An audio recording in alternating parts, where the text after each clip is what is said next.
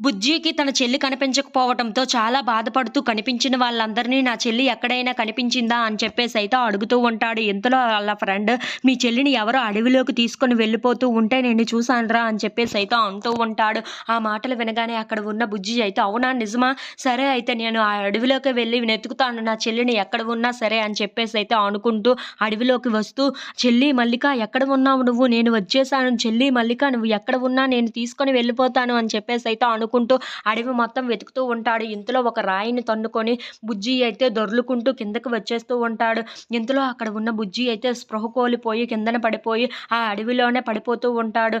ఇంతలో అక్కడ ఉన్న కేశవ మాత్రం ఎక్కడికి వెళ్ళిపోయాడు బుజ్జి తన చెల్లిని వెతుక్కొని ఆ పాపను కోసం తిను ఎంత ఏం చేస్తున్నాడో అర్థం కావటం లేదు అని చెప్పేసి అయితే అనుకుంటూ ఉంటాడు.